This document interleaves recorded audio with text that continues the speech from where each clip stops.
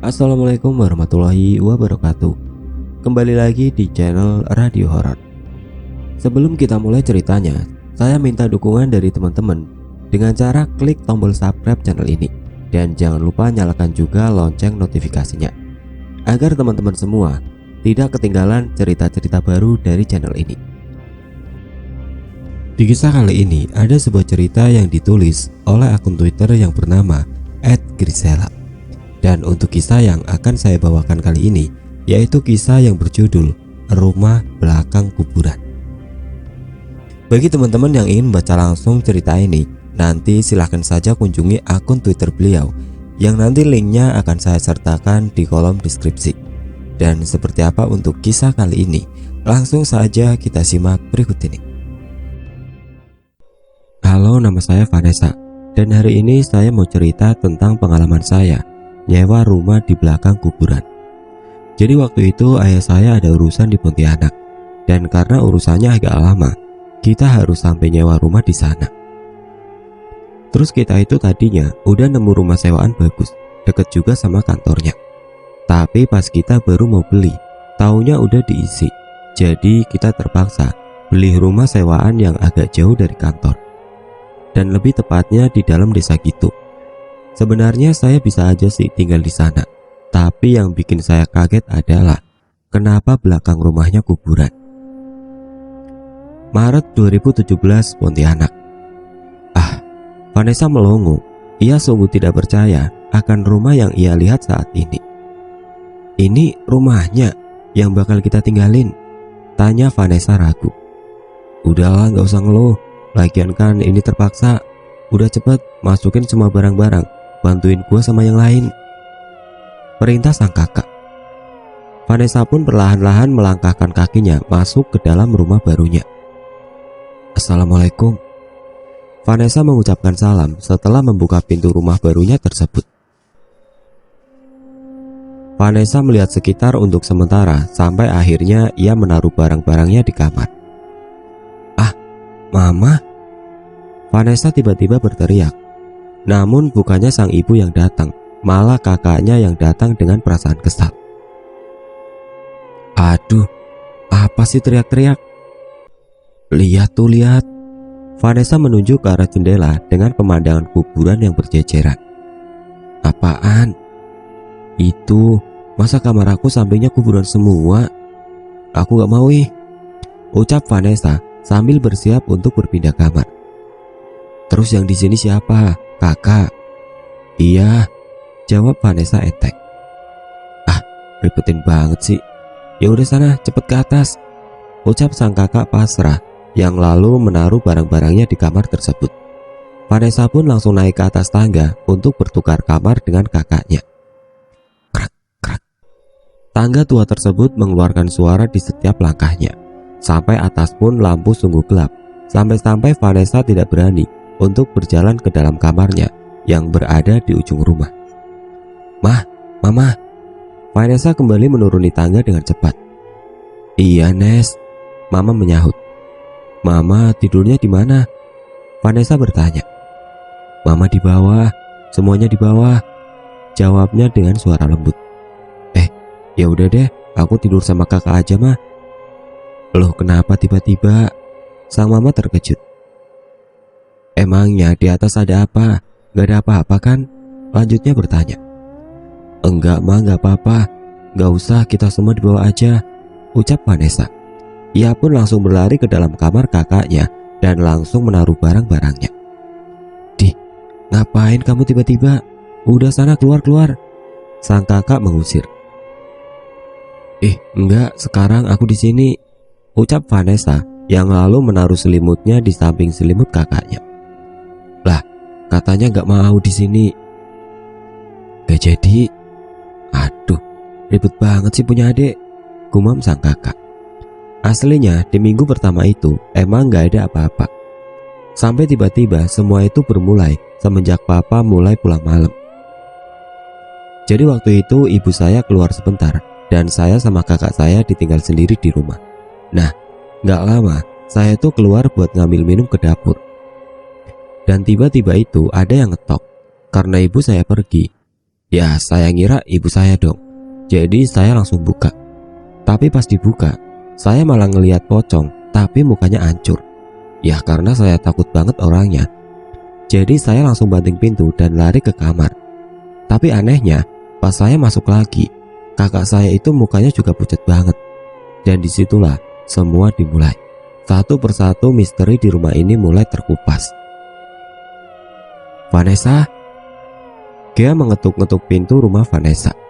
Vanessa yang mendengar itu dari ruang tengah pun langsung bergegas membukakan pintu sambil melihat siapa yang datang. Gea, tumben banget kesini. Ngapain? Vanessa mempersilahkan Gea masuk. Enggak, cuma mau nyapa aja kok. Gea tersenyum. Gea adalah salah satu tetangga jauh Vanessa. Mereka memang hanya pernah bermain sekali. Karena itulah Vanessa terkejut saat Gea datang untuk bertamu. Tunggu ya, aku siapin minum dulu, ucap Vanessa yang kembali ke dalam rumah untuk mengambilkan minum. Kamu ngomong sama siapa coba? Apa sih gak jelas orangnya? Lagi ada Gea. Udah sana masuk. Gea, ucap sang kakak kebingungan. Siapa? Ia bertanya ulang. Gea dodol, Gea. Vanessa mengulangi perkataannya.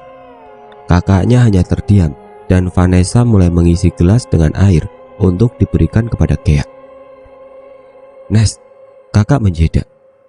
Tunggu bentar, kita masuk kamar dulu, lanjutnya sambil menarik Vanessa secara paksa. Aduh, apaan sih? Gea kan bakal nungguin, ucapnya sambil mencoba melepaskan tangannya dari cengkraman sang kakak. Kamu gak lihat grup kampungnya kita? Sang kakak bertanya dengan sedikit gemetar. Enggak lah, orang aku sibuk. Kenapa emang? Vanessa bertanya penasaran. Gea kan? Ia menjeda. Tadi dikabarin meninggal, kecelakaan tabrak lari. Keduanya terdiam. Tangan Vanessa pun mulai bergetar. Lah, Vanessa mengecilkan suaranya. Terus yang tadi siapa? Vanessa. Tiba-tiba seseorang memanggil dari luar. Keduanya pun langsung berlari ke pojok kamar dengan ketakutan. Ayo lo, kamu sih bukain, ucap sang kakak. Lah tapi aku kan gak tahu. Harusnya kakak bilang dong. Vanessa membalas dengan panik. Tiba-tiba suara langkah kaki terdengar dengan jelas menuju kamar mereka. Ayo lo, pintu kamar udah dikunci belum? Sang kakak mulai panik. Lah, belum. Tok tok tok. Seseorang mengetuk pintu dan akhirnya pintu itu pun terbuka. Ah, mama. Vanessa menjerit ketakutan. Ya ampun, mama kaget. Kalian ngapain sih mojok-mojok begitu? Mah. Vanessa berlari ke pelukan sang mama. Tadi gak ada apa-apa, cuma kaget doang mah. Sang kakak memotong, tidak ingin memperpanjang masalah. Ya ampun, manja banget sih kamu, Nes. Udah nih, mama bawa risol, makan yuk. 2 hari setelahnya, Kakak. Vanessa membuka pintu kamar di pagi hari. Apa? Sang kakak menjawab. Vanessa menguap. Ini kok sepi banget ya? Mama sama papa mana? Lanjutnya bertanya. Gak tahu tuh pergi. Tadi gua kebangun cuma buat dibilangin jaga rumah. Oh, Vanessa mengangguk. Tunggu. Berarti kita sendiri dong. Mama sama papa pulangnya kapan? Vanessa bertanya. Apa sih? Mana gue tahu. Menakut banget, ucap sang kakak mengejek. Bukan takut juga. Orang aku cuma nanya. Udahlah, aku tidur lagi aja. Vanessa pun kembali ke dalam kamar dan melanjutkan tidurnya. Jam 12 siang. Tok tok tok. Vanessa berdeham. Tok tok tok. Apa kak? Ucap Vanessa yang belum 100% sadar dari tidurnya. Tidak lama pun Vanessa membuka pintu kamar dengan badannya yang masih lemas. Gak ada siapa-siapa. Vanessa bergumam Ia melihat ke arah kanan dan kiri, namun ia tidak merasakan keberadaan seseorang. Saat ia hendak kembali ke dalam kamarnya, tiba-tiba ia mendengar suara orang menyeret-nyeret di ruang tamu. Apa sih? Vanessa tertawa kecil. Kakak, ngapain? Tanya Vanessa. Suaranya dijawab. Vanessa pun kembali melangkahkan kakinya ke dalam kamar. Namun tiba-tiba suara itu semakin keras. Vanessa pun perlahan-lahan berjalan ke ruang tamu untuk melihat apa yang sedang ada di sana. Gak ada apa-apa. Vanessa kebingungan. Sesampainya di sana, ia hanya melihat keadaan ruang tamu yang seperti biasanya. Sampai akhirnya ia melihat ke arah kirinya dan melihat seseorang yang tidak beranggotakan tubuh lengkap menyeret-nyeret tubuhnya. Ah, kakak! Vanessa menjerit. Tiba-tiba ia pun menabrak seseorang di belakangnya. Ah, apa sih? Kakaknya berteriak sambil memegang kepala Vanessa. Kakak! Vanessa mendorong-dorong sang kakak. Ayo kita masuk ke kamar.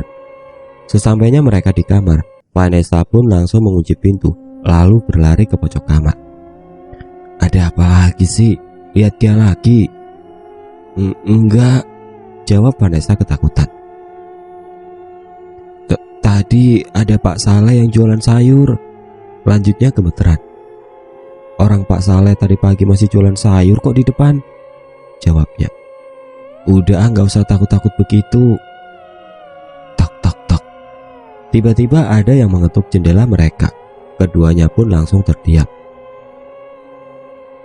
Pak, Bu, tolongin saya dong, ucap seseorang dari balik jendela.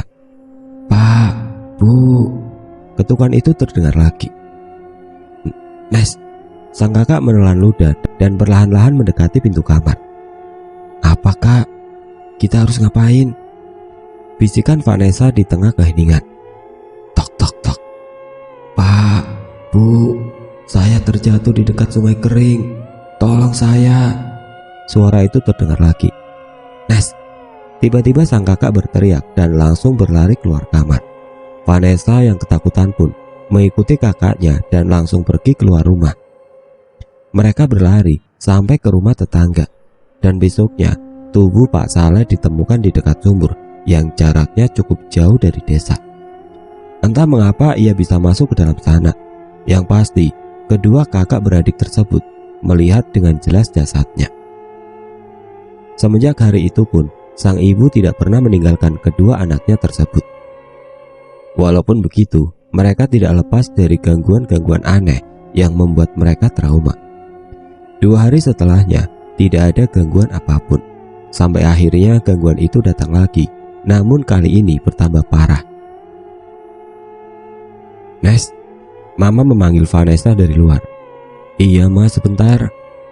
Vanessa langsung menutup buku yang ia baca, lalu berlari keluar. Kenapa ma? Vanessa menghampiri ibunya yang sedang melihat ke atas langit-langit rumah. Kamu nyium sesuatu enggak? Tanya Mama sambil melihat ke arah langit-langit kembali. Ah? Vanessa mengendus-ngendus. Enggak, bau apa emangnya? Lanjutnya bertanya. Apa cuma perasaan Mama aja ya? Bau busuk itu mah. Tiba-tiba sang kakak ikut menghampiri. Iya. Mama berbalik melihat ke arah kakak. Bau apa ya ini? Tanyanya bingung. Nggak tahu, sebenarnya aku udah sering sih nyium baunya, cuma nggak tahu kenapa sekarang tambah nyengat. Hah? Vanessa mencoba menghirup udara kembali. Nyium deh, bau gosong kan? Apa sih, bukan juga, jawab kakak. Bau busuk gitu loh. Masa sih udah lama? Kok Mama baru nyadar sekarang ya? Ketiganya pun melihat ke arah atap. Berhubung bau tersebut berasal dari atas. Tapi kok dari atas ya? Apa di genteng kita ada sesuatu? Lanjut Mama. Menurut aku sih lantai atas. Lagian emang lantai atas pernah dibuka-buka? Enggak kan? Mendengar itu pun Mama mulai curiga. Ya udah, ayo coba kita ke atas. Oh, kalau itu sih Mama aja. Saya mah tidak berani. Tiba-tiba kakak memundurkan langkahnya. "Itu tuh ajak Vanessa aja," ucapnya yang lalu pergi kembali ke dalam kamarnya. "Gak mau, nanti aja sama papa." Vanessa menolak, ketakutan. Iya, ya udah, nanti kita cek bareng-bareng di atas." Setelah itu mereka semua menjalankan aktivitas masing-masing, sampai akhirnya malam pun tiba. Jam 9. "Mah, Mama." Kakak mengetok-ngetok kamar sang ibu. Tidak lama setelah berkali-kali mengetok, sang ibu pun akhirnya keluar juga dan langsung bertanya kepadanya, "Kenapa? Tumben lo ngetok kamar Mama." Saat itu sang kakak terlihat sedikit cemas sambil melihat ke arah tangga yang gelap. "Kok dari tadi aku dengar kayak ada yang gedor-gedor pintu ya?" Krek.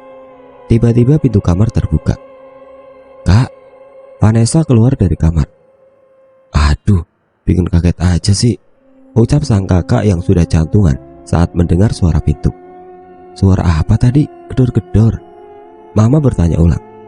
"Hah? Gedor-gedor?" Vanessa langsung mendekati mereka dan menempel dengan Mama. "Iya, kok aku juga tiba-tiba dengar suara gedor-gedor ya?" Ia menjawab. "Loh, kok Mama gak dengar? Mana suaranya?" Coba deh, diam dulu." Keadaan pun menjadi hening dan tidak lama suara pintu yang digedor mulai terdengar. Dak dak. Iya ya, itu dari mana?" tanya sang Mama kebingungan. "Nah itu dia, kalau dari luar gak mungkin deh," jawab sang kakak yang juga kebingungan dengan keadaan. "Jangan-jangan dari atas," ucap Vanessa. "Tapi kan di atas gak ada orang, gak mungkin ada yang gedor-gedor," sang Mama menjawab. Dak dak. Suara gedoran pintu itu pun semakin mengeras. Kali ini terdengar dengan jelas berada dari lantai atas. "Aduh, ayolah." "Ih, kakak gak usah ayolah deh. Ujung-ujungnya juga kakak takut sendiri," kesal Vanessa. "Ya udah ayo kita coba ke atas. Mana HP kalian? Sini, Mama pinjem buat senter." Kakak pun meminjamkan HP-nya dan memberikan kepada Mama. Sebenarnya tindakan Mama ini cukup meragukan menurut sang kakak, karena ia sangat ragu dengan apa yang berada di atas sana. Namun karena Mama mengajaknya, jadi ia pun terpaksa ikut menemani. Krak, krak. Anak tangga itu berbunyi. Mama menyinari lantai atas yang gelap gulita. "Kok gak ada lagi ya suaranya?" Mama bertanya sambil melihat ke arah kedua anaknya itu. Itu Vanessa tiba-tiba berlari menuruni anak tangga. "Apa sih bikin kaget? Ada apa sih, Ma?" Sang kakak mencoba melihat sekitar. "Astagfirullah, astaga, turun sekarang, turun." Tiba-tiba Mama mendorong sang kakak. Dengan panik mereka pun langsung turun dan langsung berlari ke ruang tengah. "Mama kenapa? Ada apa sih? Tadi Mama lihat apa?" tanya kakak panik. "Ya ampun." Dengan nafas yang tersegal-segal sehabis berlari, Mama pun langsung duduk di kursi ruang tengah. "Gak apa-apa, pokoknya nanti malam kita bakal ngomongin ini sama Papa." "Emang kenapa, Ma? Tadi ada apa?" tanya sang kakak yang masih penasaran dengan apa yang kedua keluarganya lihat di atas sana. "Enggak, sudah, kamu masuk aja, masuk," perintah sang Mama. Mama pun mengantarkan sang kakak ke dalam kamar. Namun saat Mama sudah masuk ke dalam kamarnya, sang kakak sempat mengintip ke arah tangga yang masih dalam keadaan gelap. Namun betapa terkejutnya ia saat melihat seseorang yang sudah diselimuti dengan kain kafan. Ia melihat ke arahnya, mata mereka saling menatap. Melihat itu pun, sang kakak langsung mengunci pintu dan menunggu papanya pulang saja. Hari Sabtu pun telah tiba. Tepat pukul jam 11, Vanessa dan sang kakak baru terbangun dari tidur lelap mereka. "Ya ampun," ucap sang Mama. "Tidurnya lama banget ya." "Nih, cepat kalian sarapan," perintah Mama. Keduanya pun langsung duduk di meja makan dan menyantap makanan mereka. Di tengah-tengah itu, sang kakak bertanya kepada Vanessa. "Dek," sang kakak berbisik. Vanessa hanya terdiam.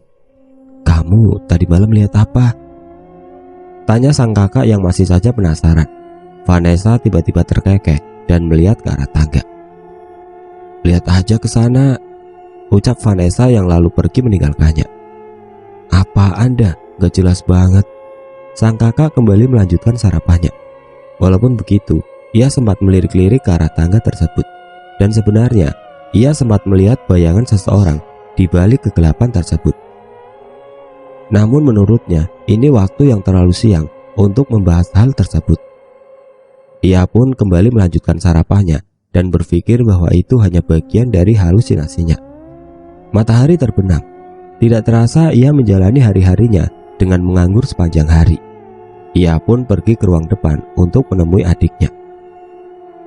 "Nes, Nes," kakak memanggil. "Nes." "Kenapa kak?" Tiba-tiba papa menghampiri. "Nes, Nesa mana sih? Kok tumben banget dari tadi gak di kamar?" tanya sang kakak yang hampir seharian tidak melihat kehadiran sang adik.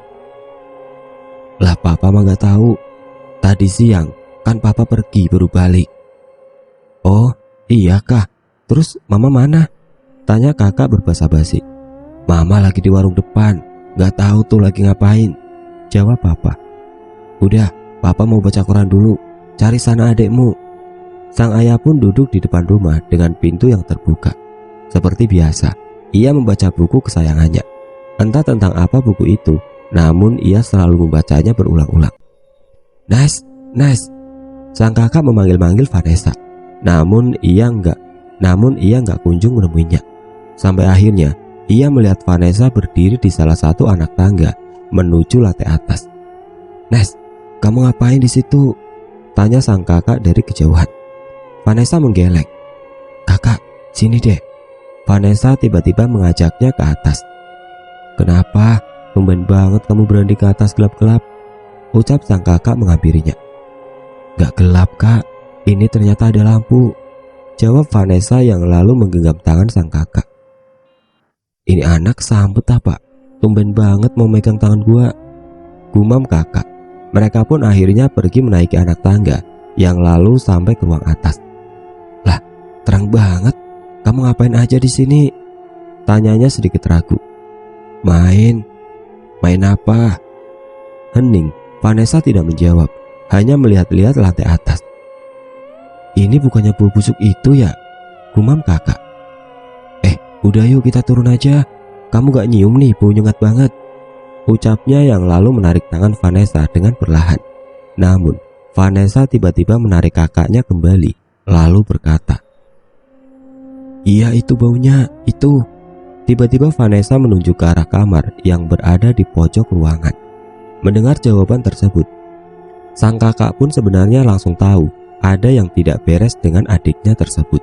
Namun ia tetap mencoba tenang dan bersifat positif. Ia mengelus dada. Udah, gak ada apa-apa kok. Ayo sekarang kita turun." Ia menarik tangan Vanessa secara paksa.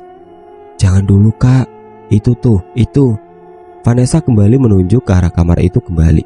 Namun saat ia melihat ke arah belakang kembali, betapa terkejutnya ia saat melihat pocong yang kemarin ia lihat di anak tangga. "Papa, Pa!" Sang kakak yang ketakutan pun langsung menarik tangannya secara paksa dan langsung berlari keluar rumah. "Ya ampun, apa sih kamu?" ucap sang papa terkejut. "Teriak-teriak jam segini, ngapain sih?" Itu. Tiba-tiba suara jeritan Vanessa terdengar sangat keras dari dalam. Mereka pun langsung menghampiri Vanessa yang sudah pingsan akibat jatuh dari tangga. Tangannya lecet dan mukanya lebam. Setelah itu pun sang ayah langsung memanggil orang pintar dengan cepat. Mereka pun langsung menghampiri Vanessa yang sudah pingsan akibat jatuh dari tangga. Tangannya lecet dan mukanya lebam. Setelah itu pun sang ayah langsung memanggil orang pintar dengan cepat. "Bagaimana?" sang ibu bertanya dengan ketakutan. "Ya sudah, sekarang saya ingin ke lantai atas dan akan mencoba melihat apa yang sedang berada di atas sana," ucap sang ustadz. Saat itu Vanessa masih dalam keadaan pingsan dan ditidurkan di dalam kamar sang ibu.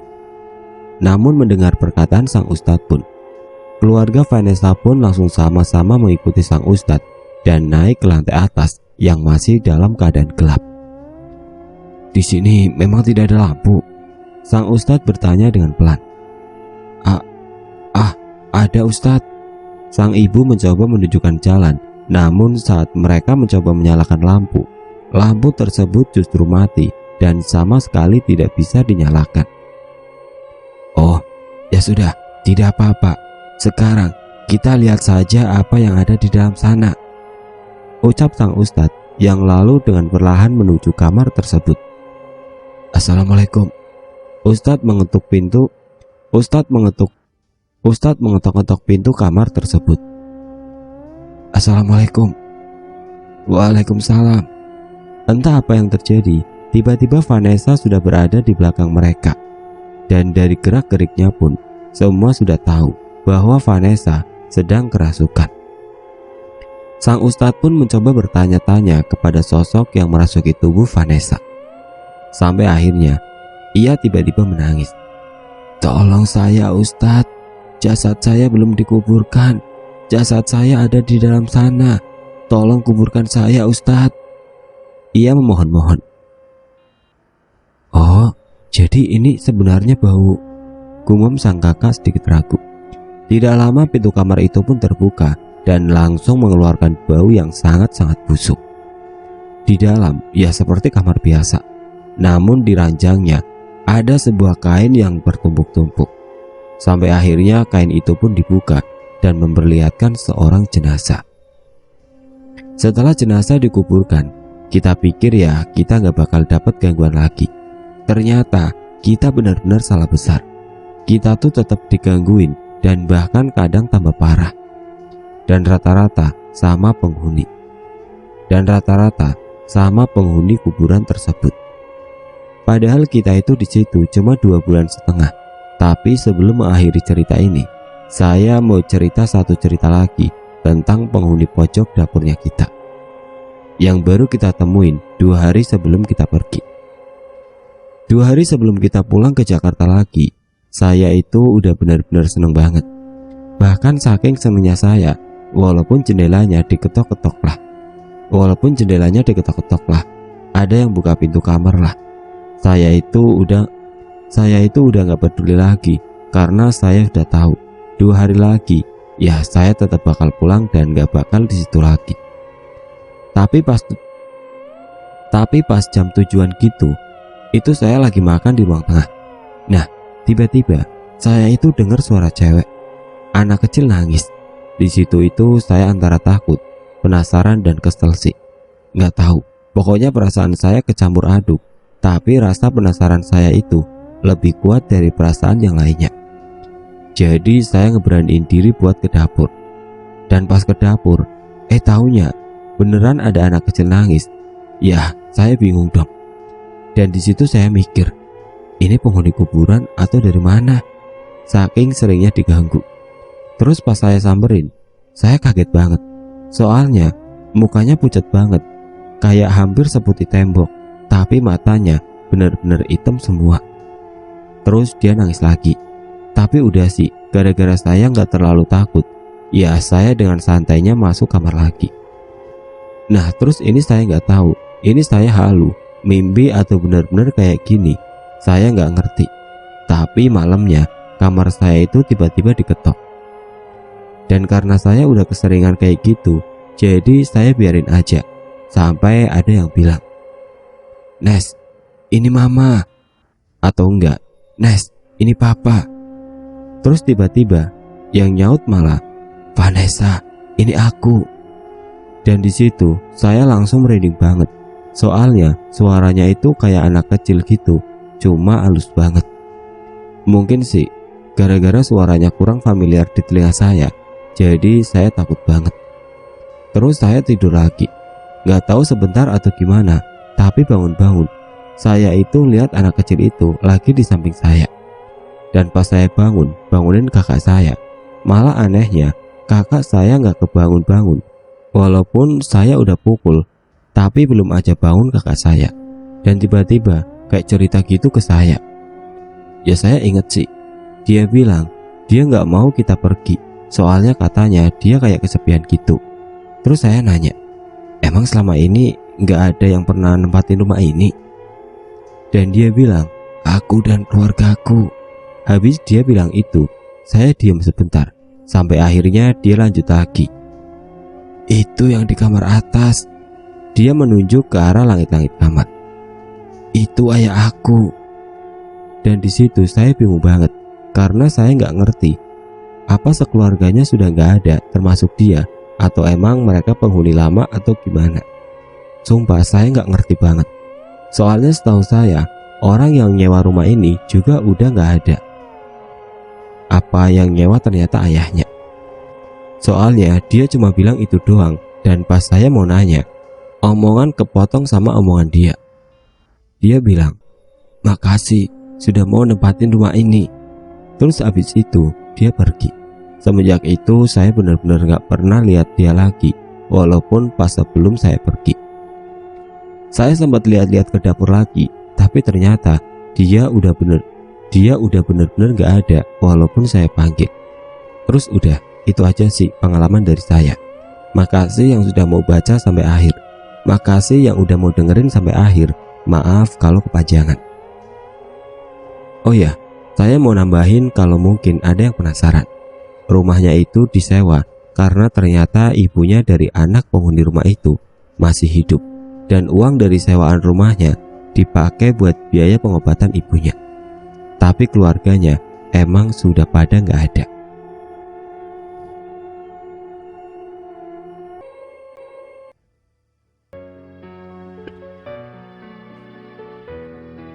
Dan seperti itulah akhir dari kisah ini. Bagaimana menurut kalian tentang kisah ini? Tulis komentar kalian di kolom komentar. Dan bagi teman-teman yang baru bergabung, jangan lupa untuk like, komen, share, serta subscribe channel ini. Dan nantikan kisah-kisah horor berikutnya tetap di channel Radio Horor. Wassalamualaikum warahmatullahi wabarakatuh.